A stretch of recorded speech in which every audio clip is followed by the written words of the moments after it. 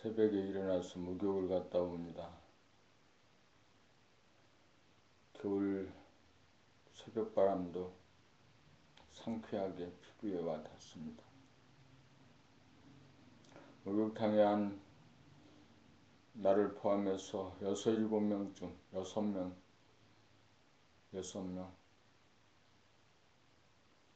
목욕을 한 사람들 모두 70대의 사람들입니다.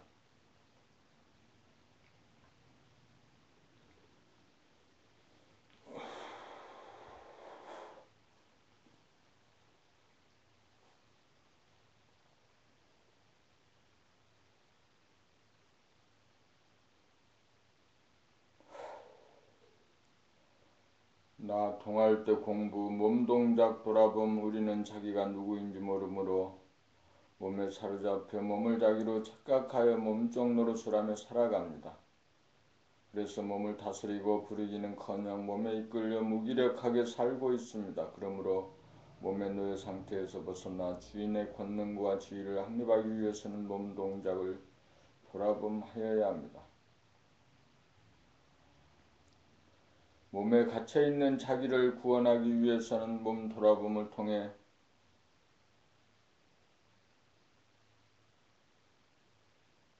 몸으로부터 벗어나야 합니다. 몸으로부터 벗어나야 몸을 바라봄할 수 있고 몸을 다스리고 부릴 수 있기 때문입니다. 그렇게 하면 무의식적인 몸 동작이 하나하나 잡히기 시작하면서 의식적이 되어갑니다. 의식적이 되어감에 따라 몸의 노예는 몸의 주인으로 탈바꿈됩니다.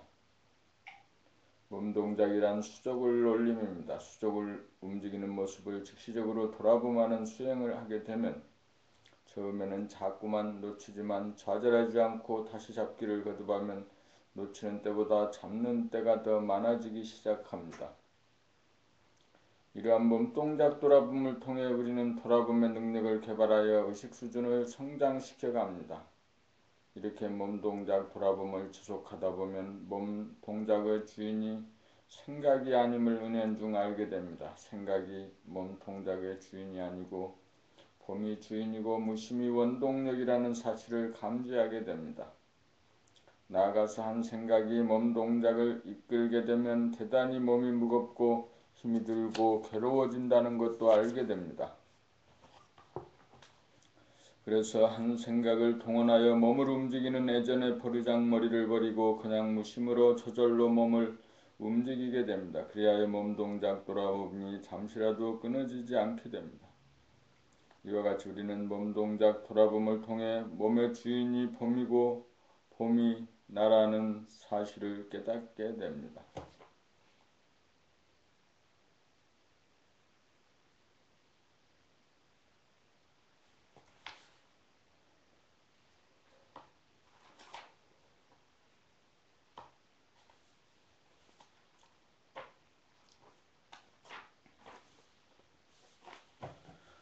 자기의 말소리 들어봄.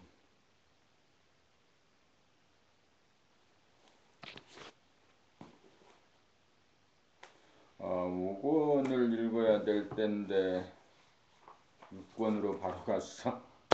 5권을 처음부터 다시.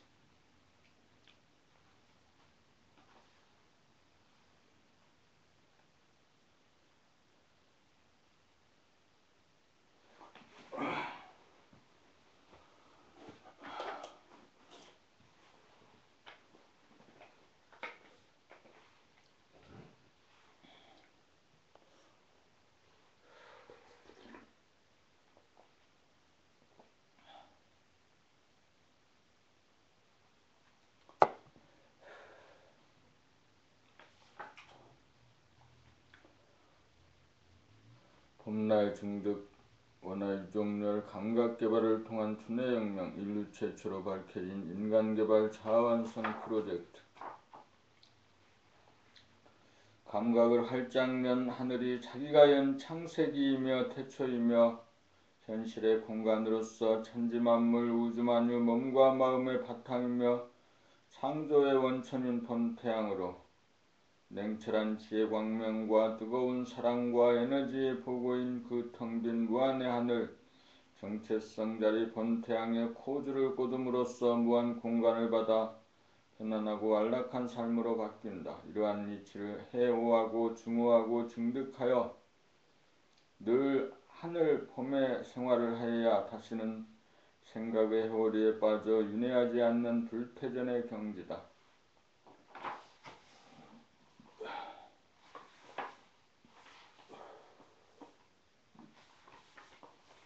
봄나의 증득. 봄나는 봄이 나라는 말이다. 늘 자기를 남보듯이 바라보는 늘 봄이다. 여기서 보는 자와 보이는 자라고 하는 분열된 자가 하나가 되어야 제로의 자리를 잡아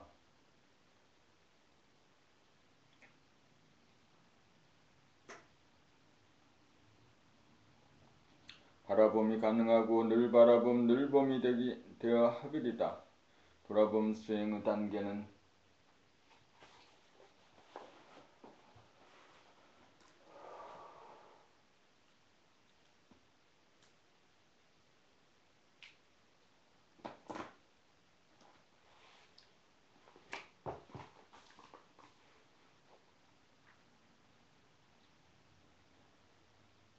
현재의 생각이 과거의 생각을 보고 현재의 생각이 미래의 생각을 보므로 현재, 과거, 미래라는 시간적인 분열에서 오는 자아의 분열 현상을 치유하기 위한 첫 번째 수행 단계이다. 그러므로 거기에는 보는 자와 보이는 자라고 하는 분열된 자아가 가상적으로 존재한다.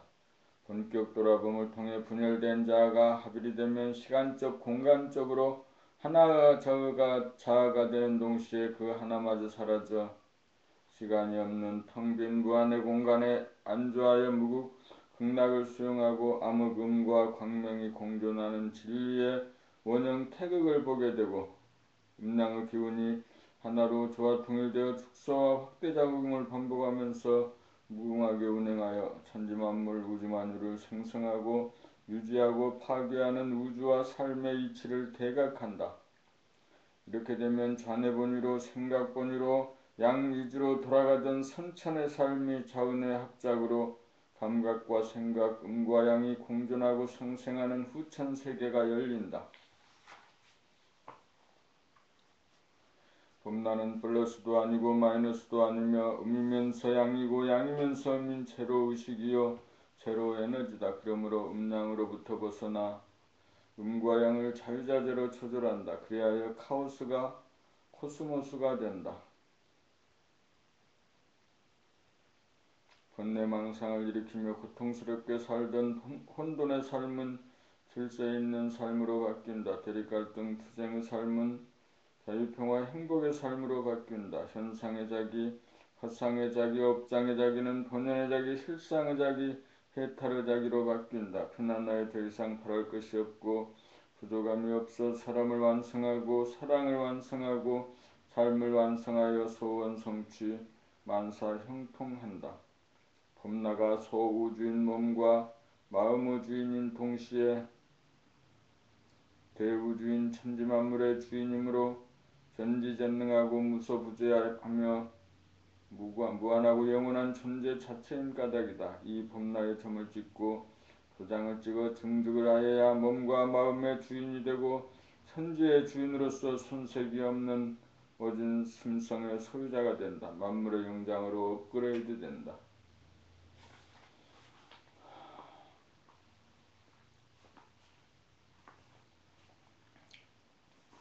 달의 일 봄나라 건설의 길이란 무엇인가?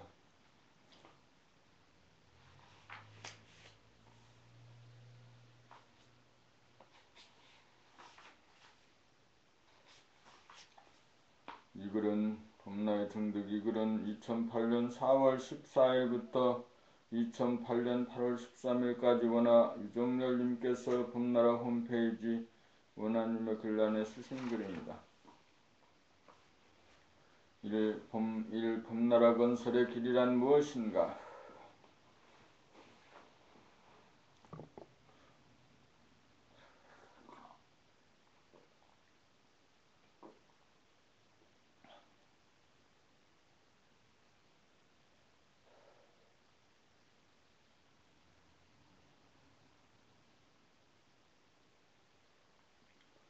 봄나라 건설이란 생각량이 감각음을 이기는 선천세계를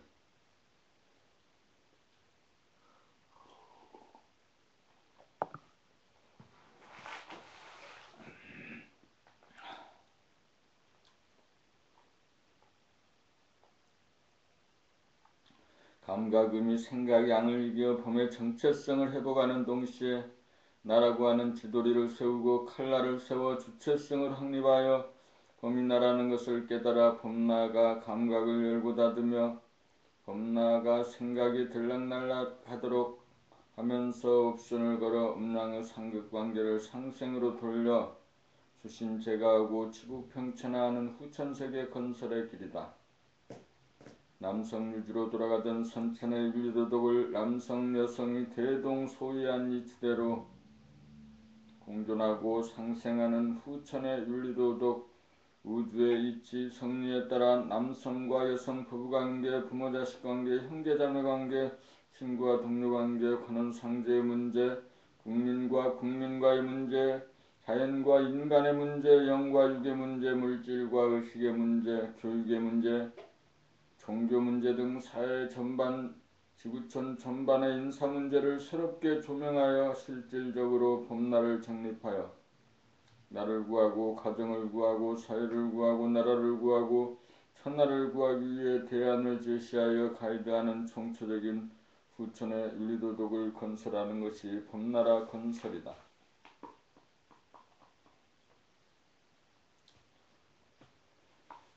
이제 몰라서 방황하고 헤매던 대다수 사람들에게 생각에 의거한 윤리도덕이 아니고 우주의 이치에 의거한 봄나에 의거한 새로운 윤리도덕을 밝혀 길을 잃고 도탄에 빠져 헤매는 모든 인류를 구하는 길, 구하는 일, 이것이 봄나라 건설이다. 제1권 늘 봄의 생활, 제2권 나는 봄이다 고로 존재한다. 제3권 나는 봄의 힘으로 산다. 제4권 봄나는 어떻게 삶을 창조하고 운행하는가. 여기까지 봄날을 찾는 수행의 과정과 성리를 밝혀 내 기둥이 완전히 섰으나 대들보를 올려 상량식을 하여야 지붕을 덮고 한 채의 건물이 완성되는 이치로 제5권에서는 봄날의 증득이 나올 차례다. 봄날을 통해 실제로 당면하고 괴로워하고 불편해하는 가정문제, 경제문제, 질병의 문제 등 사회적인 문제를 언제 어디서나 따르고 실행 가능한 진리적 삶의 길을 밝히고 제시하여 도탄에 빠진 인류를 구원하기 위한 봄나라 건설의 상량식을 거행할 것이다.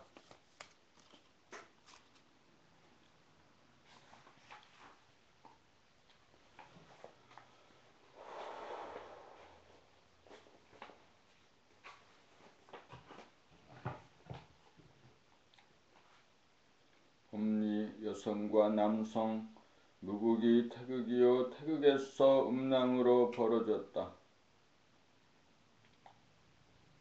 이것이 태극기가 말하는 우주의 법칙이다. 다시 말하면 제로이면서 하나인 본연의 나, 본질의 나, 우주적인 나, 봄나에서 음랑으로 갈려 사람은 여자와 남자라고 하는 현상의 나로 나타났다. 하나는 음도 아니고 양도 아니지만 음과 양을 내포한다. 그러므로 여자와 남자는 무촌이다. 둘이면서 하나다. 다르면서 같다. 반반이다. 우주의 입법에 따라 가정을 이루려면 무촌인 여자와 남자가 부부가 되면 일촌인 자식이 나온다. 그러므로 우주가 그렇듯 가정이 이루어지기 위해서는 영과 일이 공존하여야 한다. 가정에 부부만 있고 자식이 없으면 우주의 섭리에 위반되어 올바른 가정이라고 보기 어렵다. 그렇게 되면 인류가 사라지고 말기 때문이다. 천지와 인간의 관계는 사람의 몸으로 말하면 머리, 사람 머리와 몸, 천지, 몸의 관계와 같아서 천지만 있고 사람이 없는 것은 있을 수 없는 일이다. 여자이든 남자이든 본연의 나, 봄나, 우주적인 나 본체 하나 자리에서 보면 남녀가 다르지 않고 같다. 그러나 현상의 나, 동용으로 보면 엄연히 남녀가 다르고 같지 않다. 봄나의 정체성 측면에서 보면 여자 감각 공간만 있고 범나의 창조와 운행의 측면에서 보면 여자와 남자 생각 시간의 상생 협조작용으로 창조와 유지와 파괴가 이루어진다.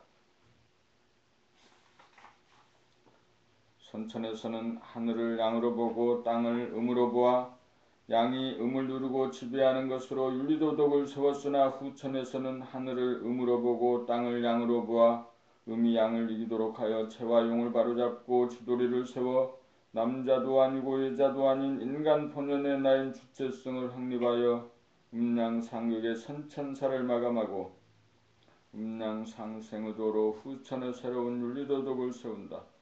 그러므로 후천 세계를 주도하는 것은 여자, 음이 아니고 음도 양도 아닌 하나짜리 인간 본연의 주체성이다. 이렇게 되어야 음양이 대동소이한 삶의 운행이 절도에 맞게 돌아간다.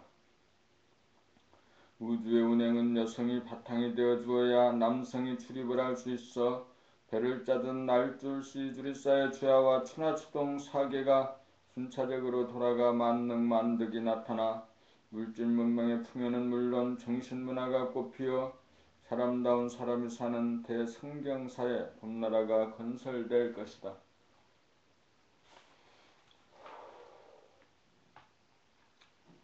삼부부 사람이라고 하는 하나에서 여성과 남성으로 몸이 갈려 나왔으므로 결혼을 통하여 하나로 합쳐야 자식이 생기고 비로소 가정이 성립한다. 가정이란 우주라고 하는 큰 지배 원리와 똑같이 여성과 남성은 결혼을 통하여 하나가 되고 제로가 되어야 가정을 꾸리고 후손을 두어야 우주의 섭리대로 살림살이가 돌아간다. 여성은 바탕이요 공간이라면 남성은 운행이요 시간이다. 우주가 공간과 시간의 상호작용으로 돌아가듯 가정도 여자와 남자의 상호관계로 돌아간다. 결혼의 결정권은 여성에게 있다. 여성은 수많은 남성 중 경제적으로나 영적으로나 자신을 끝까지 책임져주고 봉사하고 헌신함은 물론 자기를 제도해 줄 수 있는 상머슴을 골라야 한다. 그래야 팔자를 고친다.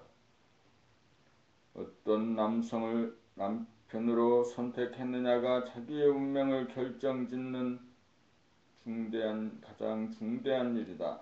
여성은 누구를 막론하고 남편에게 가장 큰 영향을 받는다. 똑같은 여성이라도 장군의 부인이 되면 자기도 장군이 되고 장교 부인이 되면 자기도 장교가 되고 하사관의 부인이 되면 자기도 하사관이 된다. 여성을 바치라면 남성은 씨앗이다.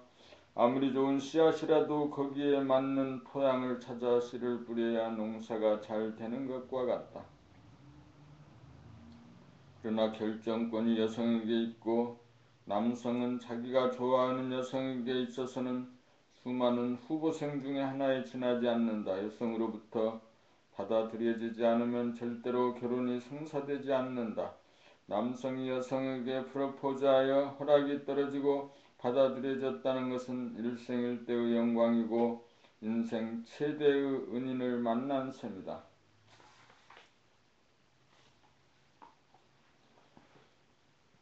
선천에서는 가정의 주인이 남성이었고 여성은 종이었지만 후천에서는 여성이 주인이고 남성이 종이다. 남성이 여성으로부터 선택을 받았다는 그 한 가지 사실만으로도 아내를 은인으로 생각하고 주인으로 생각하여 충성을 다하고 보호하고 헌신하여 분골셋인 자기의 도리와 의무를 다하여야 한다. 이를 통해 남성은 자기개발과 능력의 향상이 오고 덕을 쌓아 한 단계 업그레이드된 인간으로 성장 발전하는 수순을 밟아 궁극적으로는 자기가 인간을 완성하여 환웅이 웅녀를 사람으로 만든 것과 같이 또는 아담이 자기의 갈빗대를 취하여 만든 이불을 내 뼈 중에 뼈요 살 중에 살이라고 했듯이 아내로 하여금 자기의 정체성이 여성도 아니고 남성도 아닌 하나의 주체성을 회복하도록 노력하여야 한다. 그러므로 남편은 아내에게 무한 책임사원이다. 아내는 남편이 도달한 의식의 수준에 맞추어지기 때문이다. 아내는 남편이 하는 만큼 되어지는 존재이기 때문이다. 아내는 남편에 의해 길러지고 영향을 받는 존재이다. 영적으로도 그렇고 육체적으로도 그렇다. 아내는 음식과 같이 남편의 정을 받아들임으로 남편의 카르마, 성질, 기질, 체질의 영향을 받을 수밖에 없다.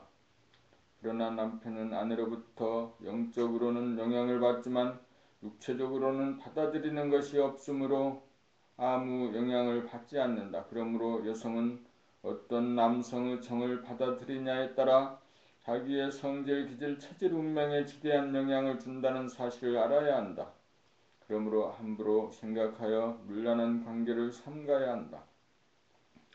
아내는 남편이 옵션을 거는 데 따라 아내는 거기에 순응하여 장을 만든다.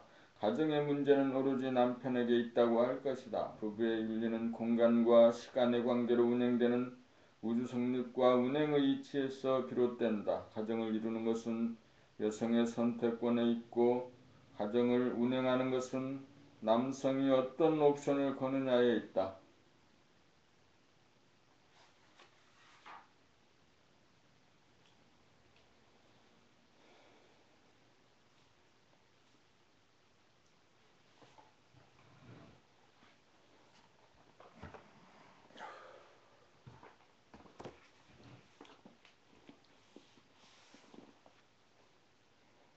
범사, 부모와 자식, 여성이 남성을 선택하여 남편을 삼으면 가정이 성립한다. 그러나 이것으로는 가정의 필요 조건이지 충분 조건은 아니다. 두 사람이 육체적으로 결합을 하여 자식이 태어나야 우주의 원리와 같이 제로와 일이 성립되어 가정이 운행된다. 제로란 부부 사이가 무촌이며 일이란 부모와 자식 사이가 일촌이기 때문이다. 부모가 자식을 낳는 까닭은 자손 만대에 걸쳐 그중 한 사람이라도 인간 완성에 성공하는 자가 나오도록 하기 위한 대우주의 섭리에 따르는 행동이다.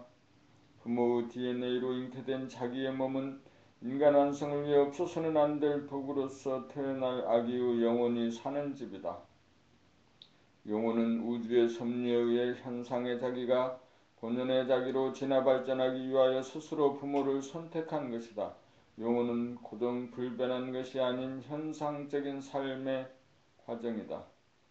모든 것은 알게 모르게 스스로 건 옵션에 따라 결정된 것이다. 그것은 영혼의 진화 발전을 위한 본연의 자기가 인도하는 최선의 길이다. 그것은 마치 새 집을 지어놓으면 주인이 들어서는 이치와 같다. 그것은 마치 공개 입찰을 통해 소유자를 결정하는 것과도 같다. 그러므로 부모의 입장에서는 새 사람이 들어와 주어서 고마운 일이요 자식의 입장에서는 집을 지어주어서 고마운 일이다. 부모는 결코 자식의 뜻을 감안하지 않고 일방적으로 자식을 낳은 것이 아니다. 자식은 부모의 소유물이 결코 아니다. 육체적으로는 어변에 의해 부모의 인자를 받았을 뿐 영혼은 부모와 전적으로 다른 독립된 인격이다. 부모와 자식의 관계는 처음부터 상생의 관계요 피치 못할 숙명의 관계다. 그러므로 부모는 그것이 고마워 성인이 될 때까지 양육의 책임을 지고 애지중지 정성을 다한다. 그 책임은 오로지 자식이 성인이 되기 전까지다. 마찬가지로 자식 역시 그 기간을 통하여 재롱을 부리고 어리광을 부리면서 부모의 은혜를 다 갚아 마친다. 더 이상 자식에 대한 의무도 없고 자식 또한 부모에 효도하고 봉양할 책임 따위는 없다. 무거운 짐은 여기서 끝나야 한다. 이 말은 심리적인 부담이나 의무감으로부터 벗어나야 한다는 말이다. 그러한 가운데 자연스럽게 인정을 베풀고 자발적으로 우러나오가는 인륜의 정까지 막는다는 말은 결코 아니다. 무조건 도와주는 것만이 능사가 아니라는 말이다. 도와주고 신경 쓰는 것이 오히려 자식이나 부모의 자발성과 독립성을 저해하는 경우가 많으므로 선을 긋고 원칙을 정하는 것은 우주 섭리가 그러하기 때문이다. 가정이나 우주의 섭리는 부부가 결합하여 자식을 낳아 기를 뿐 아니라 더욱 중요한 것은 자기의 업장을 소멸하여 본연의 자기의 정체성과 주체성을 확립하여 자아를 완성하여야 하는 일이 남아있기 때문이다. 이 일은 남편이나 아내가 대신해 줄 수 있는 일도 아니고 부모나 자식이 대신해 줄 수 있는 일도 아니기 때문이다. 우리가 부부가 되어 가정을 이루고 자식을 낳아 기르면서 사는 까닭은 오로지 동물성을 다스리고 귀신을 다스리며 자연을 돌보고 가꾸는 만물의 영장이 되기 위함이다. 사람을 완성시키기 위함이다. 이 일이 가장 중요하다. 그러므로 부부지간에도 구속되지 말고 부모 자식에 대한 애착 탐착도 놓아야 한다. 이것이 본연의 자기의 정체성과 주체성 회복을 방해하고 저해하는 가장 큰 업장이기 때문이다. 남편도 남이요, 아내도 남이요, 부모도 남이요, 자식도 남이다. 본연의 나는 누구의 남편도 아니고 누구의 아내도 아니다. 누구의 부모도 아니다. 누구의 자식도 아니다. 남을 걱정하지 않고 자기 걱정하면서 자아를 완성하고 사람을 완성하는 일이야말로 대우주가 바라는 대도를 실천하는 삶이요 우리 모두가 걸어가야 할 궁극적인 삶의 길이다.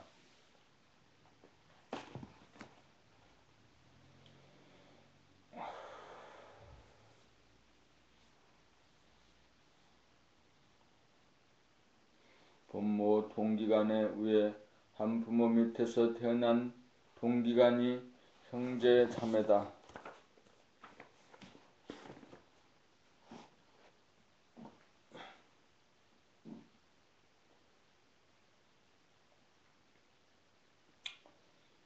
부모와 자식들이 모여 가족이 되고 일가 친척이 되고 부족이 되고 민족이 되었고 전체 인류가 되었다. 이렇게 하여 지구상에는 600여 종에 달하는 민족과 200여 개에 달하는 국가가 존재하고 현재 67억에 달하는 인구가 되었다. 가족이나 시족이나 민족은 혈연 공동체로서 전체 인류라는 견지에서 보면 부분이요 상대이다. 크게 보면 우주의 이치가 제로에서 하나가 나왔으므로 가족이나 시족이나 민족을 불문하고 시방이 일가다. 모두 같은 초상에서 나온 후손들이다. 그러므로 우리는 가족이나 시족이나 민족이라고 하는 고집이나 고정관념을 비우고 동기간의 우애가 있으라는 전통적인 도덕관념으로부터도 벗어나 그 모든 것을 벗어나고 포함하는 본연의 자기 정체성과 주체성을 회복하고 확립하여 생각이나 육체나 물질을 초월하여 만물의 영장다운 영적인 존재로서 정신을 개벽하여 모두를 자기의 동기로 보고 대하는 옵션을 걸어 자기 가족의 국한을 벗어나 불편부당하고 평등한 대화적인 우애를 실천하여야 한다. 그렇게 살려면 우선 자기부터 인간의 전통이나 윤리도덕 관념이라고 하는 업장을 소멸하여 사람의 본성을 회복하고 사람다운 사람이 되어야 한다. 그렇게 하면 동기들에게 잘 하여야 한다는 도덕률로부터도 자유로울 뿐만 아니라 무거운 짐을 벗고 오로지 자아탐구를 통한 길로 매진하여 업장을 소멸하고 자유와 평화와 행복의 삶, 인간다운 삶, 사람을 공경하고 자연과 만물을 돌보고 가꾸고 다스리는 만물의 영장으로서 우주의 섭리를 완성할 것이다. 선천에서는 지역이나 시종, 민족으로 분리되어 대립갈등, 투쟁의 역사였으나 후천에서는 지구촌이 하나가 되어 돌아가는 글로벌 시대를 열기 위해 선천의 관념을 소멸하여야 자유와 평화와 행복을 누릴 수 있다. 좁은 의미의 동기간의 우애가 아니고 모든 사람을 동기로 보는 새로운 우애관을 확립하여야 한다. 자기 형제자매에 매이지 않을 때 혈연보다 보변을 더욱 중시하게 될 것이다. 자기의 형제자매가 아니라도 누구이든 의식 수준에 따라 관심과 소질이나 재능에 따라 대화가 소통되느냐 안 되느냐에 따라 우애와 친밀도가 결정될 것이다. 이것이 지공무사한 인간의 본성의 발로에 의해 자연스럽게 나타나는 우애다.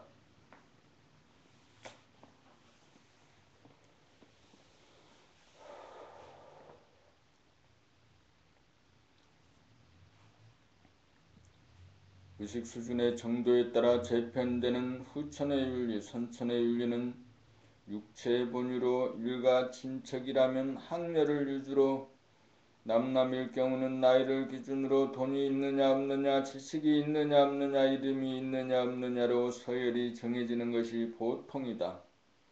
후천에서는 이러한 원칙이 형식상으로는 존속하지만 점차 인간의 의식이 본연의 자기를 회복한 정도, 의식 수준, 영적 성숙도에 따라 실질적인 서열이 정해지기 마련이다.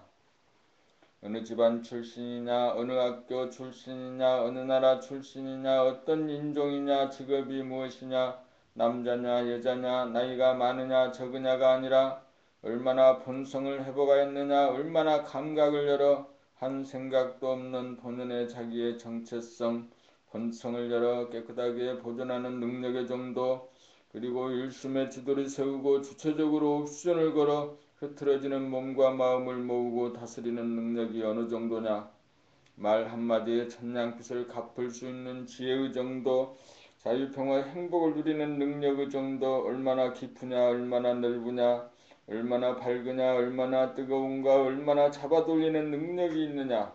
한마디로 만물의 영장답게 삶을 창조하고 운행하는 능력의 정도에 따라 실질적인 서열이 결정될 것이다. 육체본위, 물질본위, 권력본위로 이루어지던 선천의 윤리는 형식으로 남고 후천에서는 영성의 진화 정도에 따라 실질적인 서열이 결정될 것이다.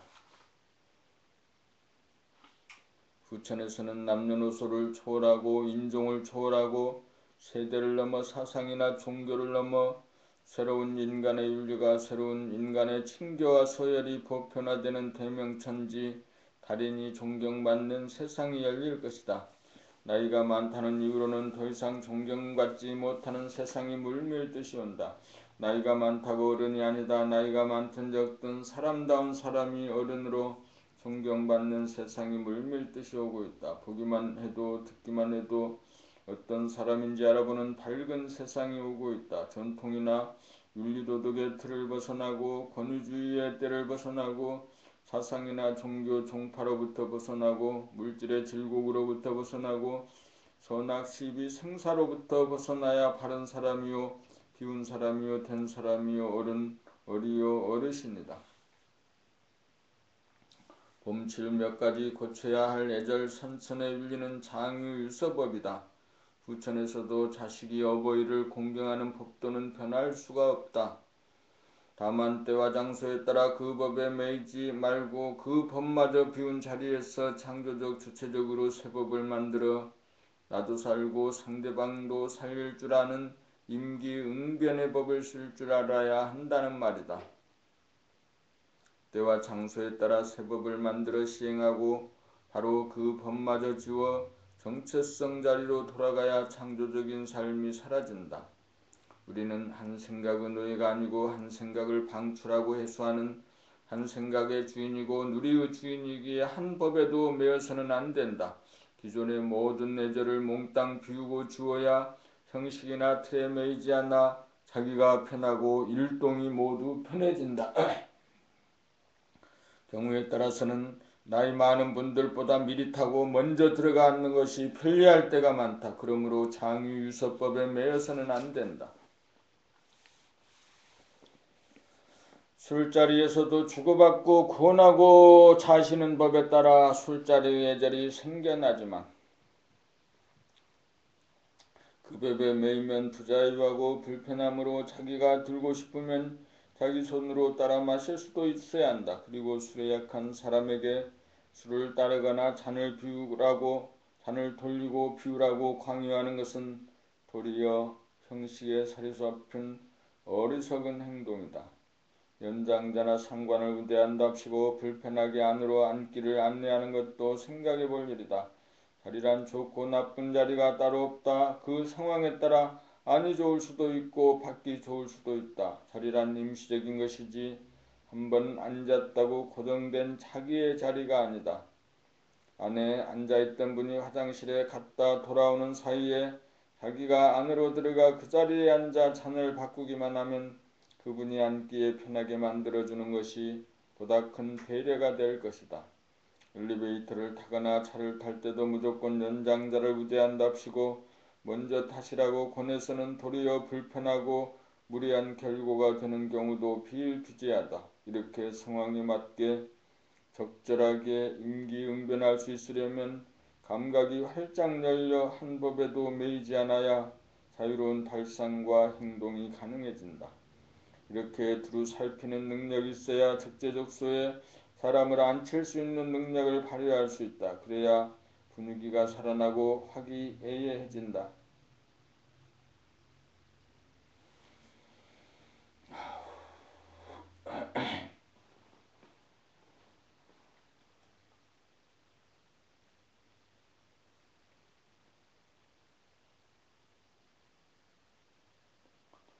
사무실 책상이나 의자 배치도 마찬가지고 행사 시 좌석 배치도 그렇고 회식 시에도 누구 옆에 누가 앉고 누구와 마주 보느냐는 대단히 중요하다. 그리고 자기가 어디 어느 자리에 앉는 것이 좋은지 부단히 옵션을 걸어야 한다. 미리 앉아서 할 경우는 미리 앉고 나중에 앉아야 할 경우는 나중에 앉아야 한다. 이것이 처신이다. 자기 몸을 그 상황 그 자리에서 어디에 머물두느냐가 처신의 문제이다. 정해진 법이 없는 가운데 분명히 합당한 처신의 법이 있다는 것을 알아야 한다. 법이 이때 없으며 없는 가운데 창조적으로 새 법을 만들어 사용하고 다시 지울 줄 알아야 진정한 예가 살아난다. 예절이란 넉넉하고 자유로운 데서 창조적으로 나온다.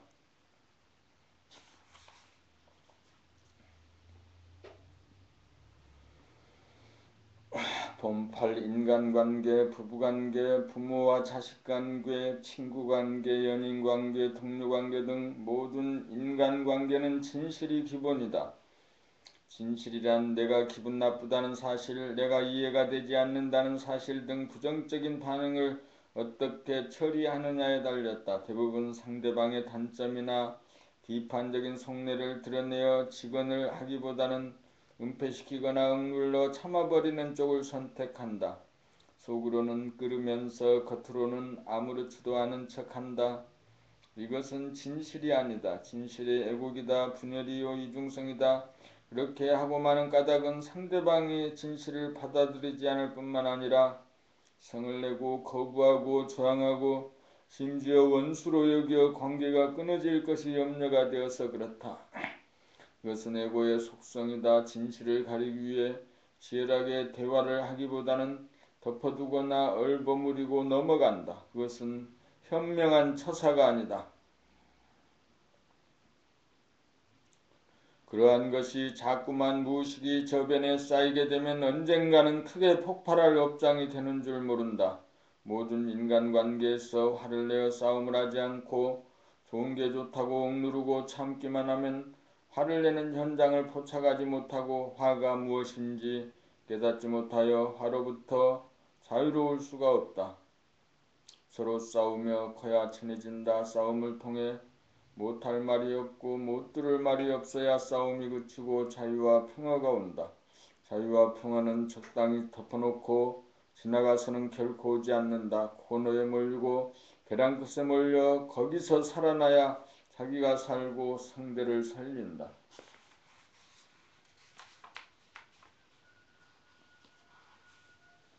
기분이 나쁘고 화가 치밀어 오르는 여기에서 벗어나는 길이 열려 자기의 정체성을 확인하고 주체성을 발휘한다. 상대방과의 문제는 상대방이 문제가 아니라 궁극적으로 자기의 문제라는 것을 뼈저리게 깨달을 때까지 싸움이 진행되어야 싸움이 그치고 싸움 가운데서도 유효한 자기의 정체성을 증득할 수 있다. 진실은 싸움을 회피하는 것이 아니다. 싸움을 하든 안 하든 그것이 진실이냐 아니냐가 핵심이다.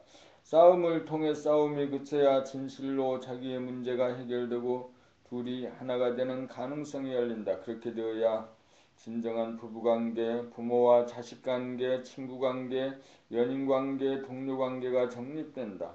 둘이 하나가 되는 것은 타협과 협상의 문제가 아니다. 싸움이 무엇이고 화가 무엇인지 스스로 깨달아 진실로 자기를 사랑할 수 있을 때 상대를 진실로 사랑하는 것이다.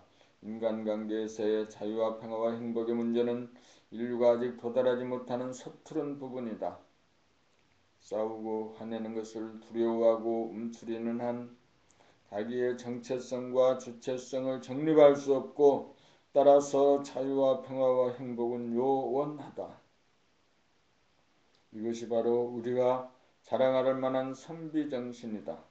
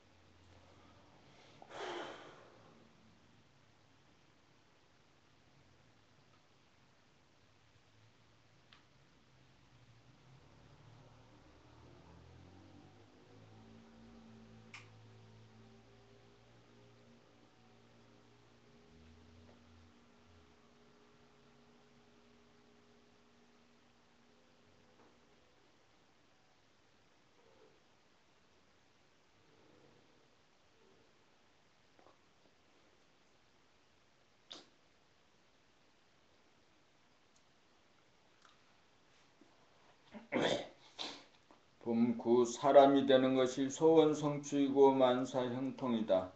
나는 왜 여기에 존재하는가? 나는 왜 집안 살림을 하는가? 나는 왜 자식을 키우는가? 나는 왜 책을 읽는가? 나는 왜 직장에 나가 일하는가? 나는 왜 센터에 나오는가? 한마디로 일러보십시오. 제 생명리를 추구하고 의식주를 해결하려고 하는 것은 직접적인 삶의 목적이 아닙니다. 그렇다면 우리가 존재하는 까닭은 무엇입니까? 사람이 되기 위함입니다. 사람이 된다니 그럼 지금 사람이 아니고 무엇이란 말입니까? 몸은 사람이지만 아직 자기가 누구인지 깨닫지 못하고 알지 못하고 그렇게 살지 못하는 반인 반수의 중생이므로 정체성을 회복하지 못하고 주체성을 확립하지 못하여 귀신이나 동물성에 끄달려 사는 목적도 우주의 섭리도 모르고 되는 대로 사는 미숙하고 덜된 사람이기 때문입니다. 그러므로 우리가 사는 목적은 만물의 영장인 사람이 되는 일입니다. 사람이 되면 어떠합니까? 사람이 천지만물의 주인으로 만물의 영장입니다. 만물의 영장이란 천지만물의 위에서 천지를 거느리고 다스리고 부리는 우두머리입니다. 사람이 되면 굶어 죽을 걱정, 병들어 죽을 걱정, 자식 교육에 대한 걱정, 노후 대책에 대한 걱정이 없고 자유와 평화와 행복을 누립니다.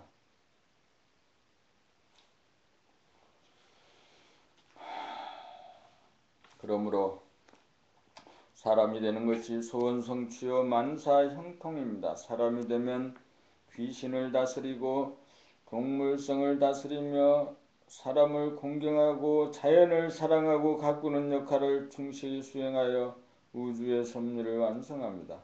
이것보다 큰 일이 없고 이것보다 좋은 것이 없습니다. 이것과 바꿀 것이 없습니다. 그래서 이것을 깨달아 얻기 위해 모든 것을 버립니다. 이것을 최우선으로 삼습니다.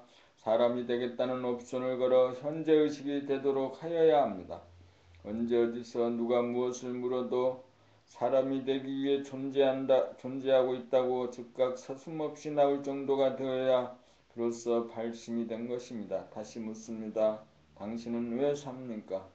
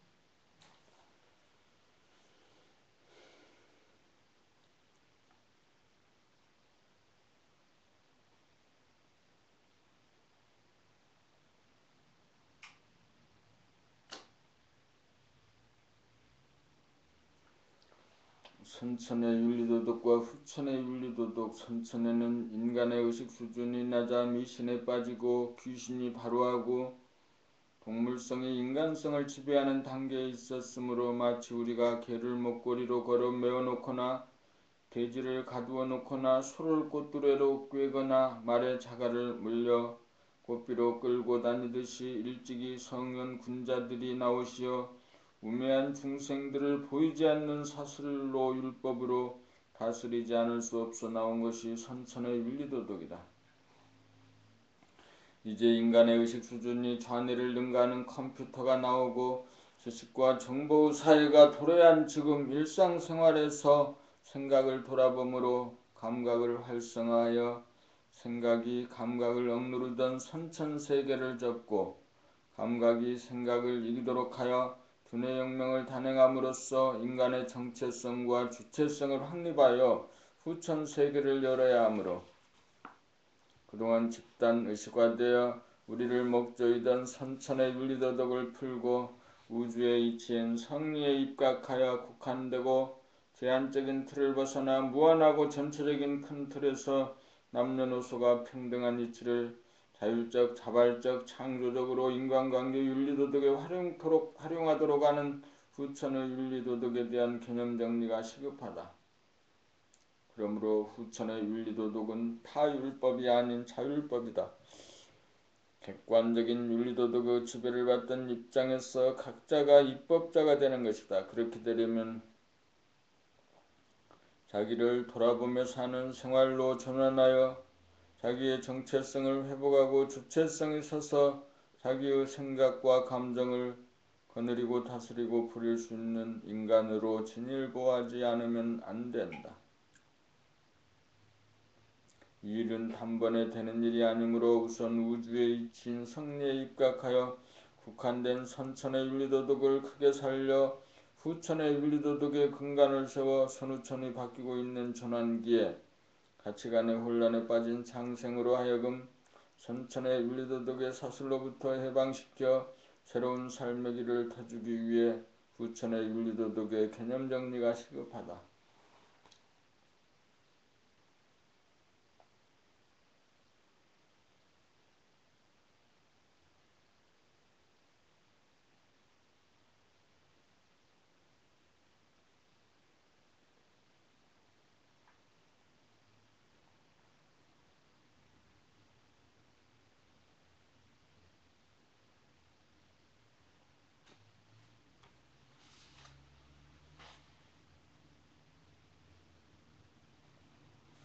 봄 10일 친구, 자식은 품 안에 있을 때 자식이라는 말이 있다. 초등학생 고학년만 되어도 부모에게 집중되어 따라다니던 자식은 부모보다 친구가 더 좋아 친구에게만 마음이 쏠린다. 친구란 지연, 학연 등 주어진 환경 조건에 따르는 어변에 의한 조건 부여에 의한 조건 반사다. 아직 철이 들지 않고 자기의 정체성과 주체성을 깨우치지 못한 미숙한 단계인지라 자기를 알아봐주고 자기에게 우호적이고 자기의 말에 긍정해주는 친구에게 끌리는 단계이다. 친구가 좋아서라기보다 자기의 심심함을 달래고 자기의 욕구를 충족하기 위한 손쉬운 수단이요 방편이기 때문이다. 어디까지나 친구와 관심이 같거나 의식 수준이 같거나 영적 파장이 같아 대화가 통하고 공감대가 이루어져서라기보다는 심심함을 달래주는 손쉽게 만나는 업의 인연이라고 보아야 한다. 그러므로 초등학교나 중고등, 대학, 군대, 직장, 동료라 하더라도 세월이 지나면 서로 간의 진로가 다르고 생각이 다르고 의식 수준의 다름으로 그렇게나 절친했던 친구 사이도 무덤덤해지고 더 이상 보고 싶지 않아 관계가 소원해지거나 끊어지고 만다. 지연이나 학연에 의한 친구 사이를 업의 인연이라고 본다면 법연이나 도연에 의한 인연이라야 남녀노소를 초월하여 인간의 정체성과 주체성에 대한 공감대가 이루어져야 인간을 완성해가는 도반으로서 서로 간의 믿음과 희생과 봉사가 이루어지는 진정한 친구다. 권력을 잡기 위해 동지가 되고 돈을 벌기 위해 친구가 되는 것은 자기의 이익을 도모하기 위한 거래관계로 끝날 수밖에 없다.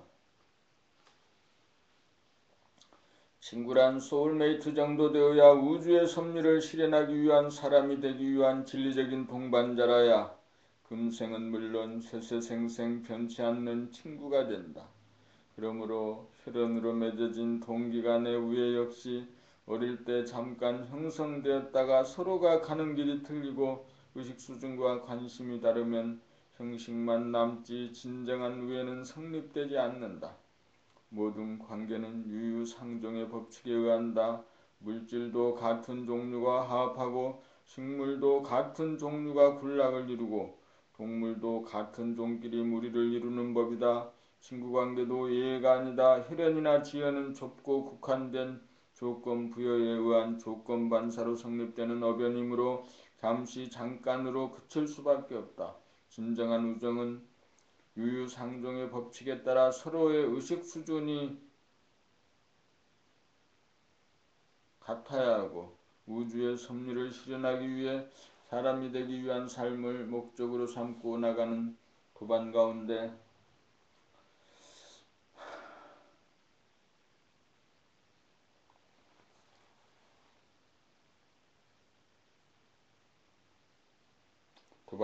서 본심이 객심을 이길 수 있는 사람다운 사람끼리에서만 가능하다.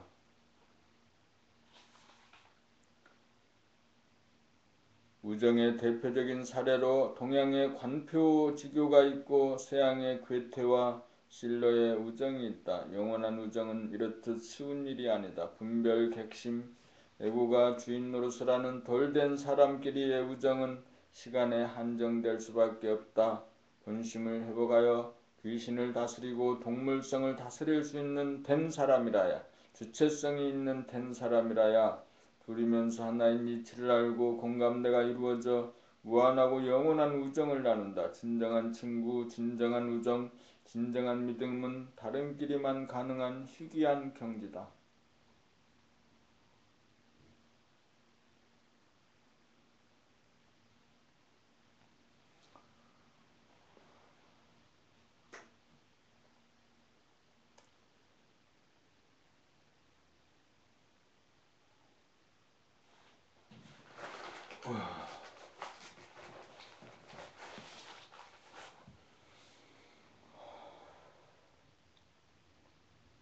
봄12연의 본래 하나인 자리에서 현상적으로 여성과 남성 둘로 갈리어 부족하고 모자라 다시금 하나가 되기 위한 욕구가 연애입니다. 그래서 남자친구, 여자친구가 생깁니다. 동성 간의 친구는 같으면서 다른 점을 경험하고 이해하는 데 목적이 있다면 이성 간의 친구는 다르면서 같은 점을 경험하고 이해하고 공감하는 데 목적이 있습니다. 연애를 통하여 우리는 본연의 나는 몸이 남자이지 남자가 아니며 몸이 여자이지 여자가 아니라는 자기의 정체성과 주체성을 깨우치기 위한 중요한 과정입니다. 몸은 내가 살아가는 도구이지 나 자체가 아닙니다.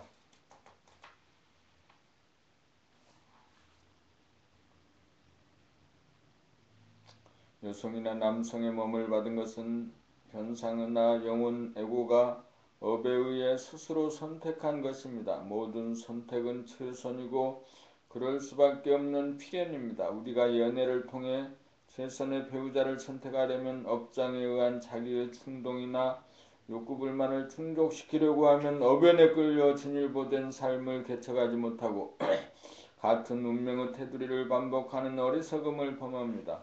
진일보된 운명으로 자기를 업그레이드 시키려면 자기의 충동이나 편견, 감정, 스트레스 등 업장을 소멸하여 마음을 깨끗이 닦아야 합니다. 상대방과 마주하고 있는 자기의 생각과 감정을 돌아봄으로 알아차려야 조건 반사가 이루어지지 않아서 있는 그대로의 상대방을 파악할 수 있습니다. 얼마나 진실한 인간이냐, 얼마나 밝은 인간이냐, 얼마나 뜨거운 인간이냐, 얼마나 한 생각을 잡아 돌려줄 수 있는 인간이냐, 이 모든 것이 자기의 마음을 비운 자리에 거울처럼 소상하게 보일 것입니다. 특히나 여성의 경우 남성을 받아들이면 결혼을 하고 가정이 이루어집니다. 누구를 선택하느냐는 자기의 일생이 결정되는 아주 중요한 일입니다. 한 번에 두 사람을 사랑하는 일은 불가능합니다. 우주의 진리가 그러합니다. 우주의 진리 성리는 제로와 일입니다. 오직 하나에 대한 일편단심이라야 무심한 가운데 일심의 축에서 우주의 궤도를 이탈하지 않아 편안하고 깨끗하고 당당하여 가상 공간에 의한 분열이 일어나지 않습니다. 분열은 음란성이며 거짓이요 환상입니다. 환상에는 결코 충족과 충만이 없습니다. 연애를 통하여 부부가 된 대부분의 부부들은 연애를 통해 부부가 된 대부분의 부부들은 자유평등한 사랑의 관계가 아닙니다. 계약관계로 전락하여 서로가 서로를 구속하고 속박합니다. 그리하여 진정으로 사랑하는 관계로 발전하지 못합니다. 연애를 통하여 우리는 자기의 마음을 비우는 인생 공부의 중요한 과정으로 만들어야 합니다. 진실로 성공적인 연애가 되고 결혼으로까지 꼴이 나려면 내가 누구이고 사람이 무엇이고 우리가 무엇이고 삶의 목적이 사람이 되는 것임을 공감하고 노력하는 도반의 관계가 되어야 합니다.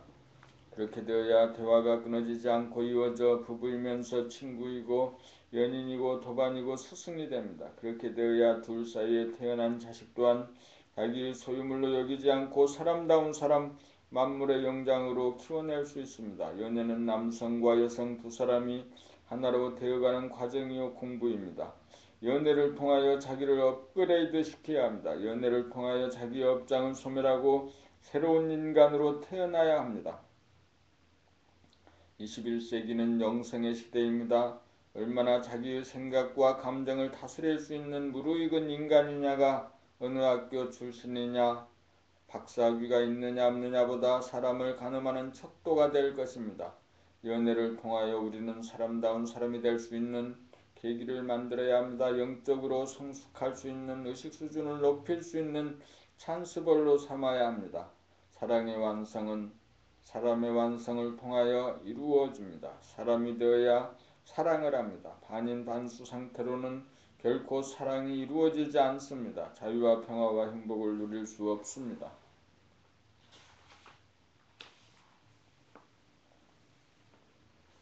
봄 13 결혼식. 두 남녀가 한 몸이 되어 새 가정을 꾸리고 자식을 낳아 기르는 일은 대우주가 감각음으로 공간을 열고 닫으면서 생각량으로 들고남으로 공간을 창조하고 시간을 운행하여 만물 만생령을 기르는 이치와 같다. 가정은 우주의 축소판이다.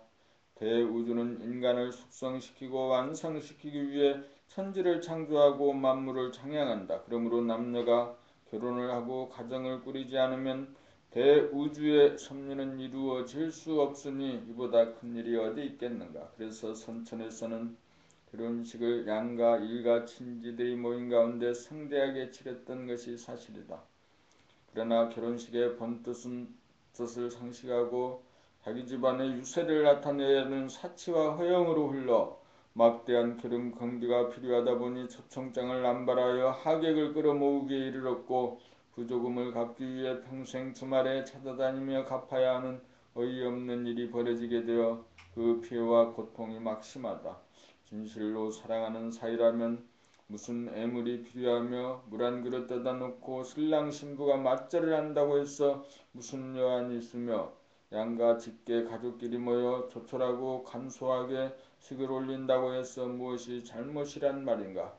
부천의 윤리도덕은 대우주가 큰 일을 해도 소리 소문 없이 하듯 우리도 형식은 최소화하고 최소의 경비로 실질을 숭상하여 간소화하여야 한다. 봄나라에서는 안동, 하해, 부용대, 자연바라봄 수련회에서 원국님과 원타님의 야외 결혼식과 봄나라 도서 출판 기념회 식상에서 원자 원정님의 결혼식을 간소하게 치른 바 있다. 앞으로도 봄나라에서는 돈이 안 드는 결혼식이 계속 이어질 것이다. 우리나라 전체로 확산되고 세계로 확산되기를 바라는 마음 간절하다.